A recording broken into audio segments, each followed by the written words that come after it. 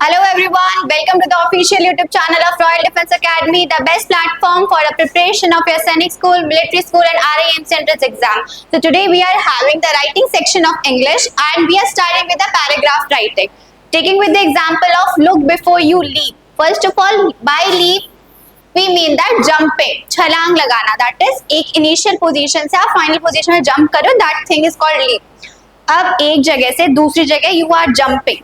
बिना देखे आप जंप करो कि आप बाद में जाके गिरोगे कहाँ पे. यू डोंट नो कि आपकी फाइनल पोजीशन क्या होगी. पता चले आगे कोई गड्ढा है, कोई पिट है, सो बेसिकली आप उसके अंदर गिर जाओगे. सो बेसिकली आप कोई भी एक्शन परफॉर्म कर रहे हो तो आपको पता होना चाहिए कि उसके आफ्टर इफेक्ट्स क्या होंगे. आपकी जो फोरसाइट है, it must act that last में क्या होगा, आफ्टर इफेक्ट्स क्या होंगे. आपने कुछ कर लिया, इनिशियली कुछ भी हुआ एंड फाइनली जो होगा उसके बारे में आपको पता होना चाहिए. This is the proverb, that is कोई भी एक्शन करने से पहले हमें देखना चाहिए, दैट इज उसके आफ्टर इफेक्ट्स क्या होंगे, उसका रिजल्ट क्या होगा. Practical man are those who act prudently. Practical man वो होते हैं जो प्रूडेंटली एक्ट करते हैं, मतलब वाइजली एक्ट करते हैं, सोच समझ कर एक्ट करते हैं. प्रैक्टिकल मीन्स जो लाइफ को प्रैक्टिकल पर्सपेक्टिव से, कुछ रियल लाइफ बेस्ड सर्कमस्टांसेस से देते हैं. एक होता है फिक्शनल मैन, जो कुछ सोचते नहीं है, इमेजिनरी, जो उनको अच्छा लगता है, they do that thing. But the practical man are those who are sensible, who do the life practically.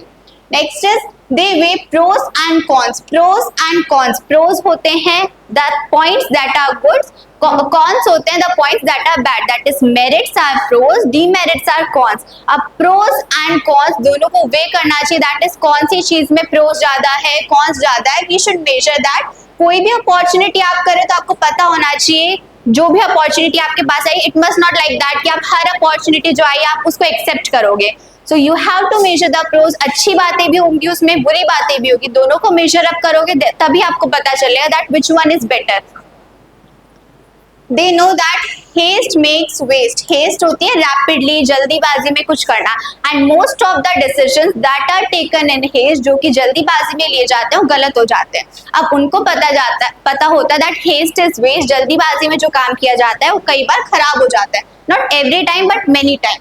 On the other hand, foolish people are governed more by emotions than by reason. अब we are talking about the practical people. They use their mind, that is their knowledge, and the foolish people use their emotions. वो अपने emotions को, अपनी feelings को use करते हैं and उसके basis पे decision लेते हैं. But जो normal people है, that is practically, जो practical perspective से देख रहे हैं, उनका point of view ये होता है that हम कुछ भी कर रहे हैं तो हम उसके after effects देखेंगे, उसके फायदे क्या है, नुकसान क्या है, हम वो सब चीज देखेंगे. Their approach to life and opportunity is pragmatic. So जो foolish people होते हैं उनकी लाइफ को लेके जो अप्रोच होती है वो सेंसिबल नहीं होती है. They don't do anything sensibly. वो सोचते नहीं कि क्या करना है. बट जो नॉर्मल पीपल होते हैं, that is the people who are sensible, wise and जो प्रैक्टिकली सोचते हैं, वो फ्यूचर में आफ्टर इफेक्ट्स देखते हैं, सोच समझ कर एक्शंस लेते हैं, अपॉर्चुनिटीज को स्ट्राइक करते हैं. As a result, they act thoughtlessly and suffer later on, but such rash decisions seldom yields good results. वो बहुत बार बिना सोचे समझे कुछ करते हैं एंड उनके जो रिजल्ट्स होते हैं वो खराब हो जाते हैं. बट ऐसे भी बहुत कई बार होता है. सेल्डम मीन्स कम, बट हो रहा है, चांसेस है बट कम होंगे. अब कई बार क्या होगा, ऐसे डिसीजन जो जल्दीबाजी में लिए, बिना सोचे समझे लिए, उनके आफ्टर इफेक्ट्स भी अच्छे हो जाते हैं. By chance, like by luck, by chance, minorly negligible chances होता है, बट कुछ बार वो भी सही हो जाते हैं. But every decision that is taken in haste, उसके मेजरली चांसेस होते हैं कि वो चीज खराब हो जाएगी. But most of the decision that are taken by thinking, practical thinking के साथ जिनको लिया जाता है, उनके जो आफ्टर रिजल्ट होते हैं, they are a percent of surety is there कि वो सही होगा. However, in certain circumstances, men require to take quick decisions, but at the same time, he is expected to be rational in his approach. अब एक person ऐसी बहुत सारी situations में उसको अचानक से डिसीजन लेना पड़ता है. He don't have time, कि उसके पास टाइम नहीं होता सोचने के लिए, एक्ट करने के लिए उसको समय नहीं मिलता है, प्लानिंग करने के लिए टाइम नहीं मिलता. तो उस चीज में क्या होता है, उसको रैपिडली डिसीजन लेना होता है, बट रेशनली लेना होता है, सोच समझ के, वाइसली सोचना चाहिए, समझना चाहिए. दैट थोड़ा बहुत भी टाइम है अगर उसके पास, कुछ सेकंड्स, मिनट्स, इतनी उसमें नॉलेज होनी चाहिए कि सोच पाए दैट जो मैं लेने वाला हूँ डिसीजन, उसका बाद में असर क्या होगा, इसलिए डिसीजन अकॉर्डिंगली लेना चाहिए. In normal circumstances, a sensible man makes a proper planning and decides his line of action. अब नॉर्मल सर्कमस्टांसिस में क्या होता है, जब हमें कुछ जल्दीबाजी में या बहुत धीरे नहीं करना है, हमारे पास सफिशिएंट टाइम है जितना हमें चाहिए, उसमें क्या होगा, जो टाइमलाइन उसके पास गिवन है उसमें प्लानिंग करेगा, उसको प्लॉट करेगा। प्लान होता है प्रोसीजर जो हम फ्यूचर में करने वाले हैं, एंड प्लॉटिंग होता है उस प्लानिंग को यूज करना, अप्लाई करना। तो एक प्रॉपर प्लानिंग चलेगी, देन उसको प्लॉट करेगा, तब उसका जो रिजल्ट होगा it will be may be desirable. अब 100% फ्यूचर कोई प्रिडिक्ट नहीं कर सकता है, आपका काम है सोचना, समझना एंड वाइजली डिसीजन को लेना एंड उसको अप्लाई करना। But it depends on the nature, depends on the universe की लास्ट में एट लास्ट क्या होगा। Future is unpredictable.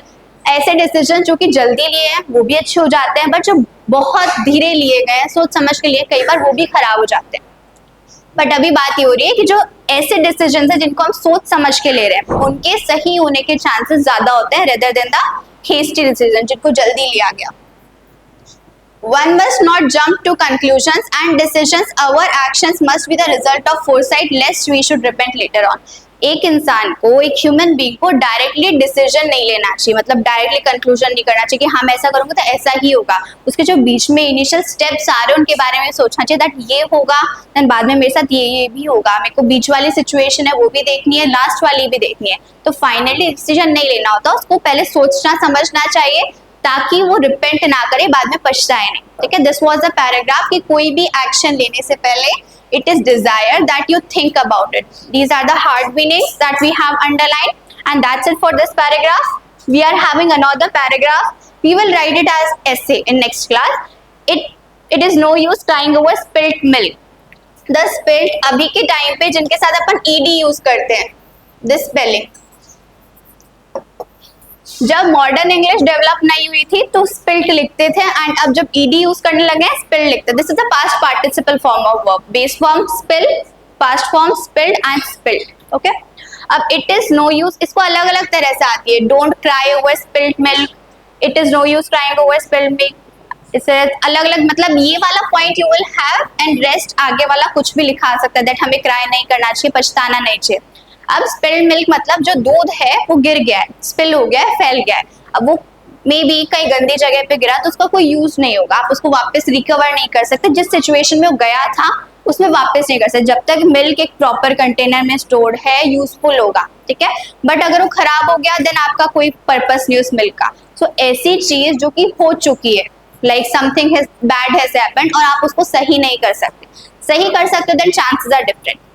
बट कुछ हैपन हो गया है और बुरा हुआ है और आप उसको सही नहीं कर सकते, सुधार नहीं सकते, तो उस पर पछताने का कोई फायदा नहीं होता, रिपेंट नहीं करना चाहिए। You must move on, future पे फोकस करना चाहिए, अदरवाइज जो फ्यूचर है उसके भी चांसेस होंगे कि वो भी खराब हो जाएगा। ठीक है, if just try it out, you have to write the paragraph on this one and we will continue with the next session. Okay, thanks for watching, do like, share and subscribe to our channel.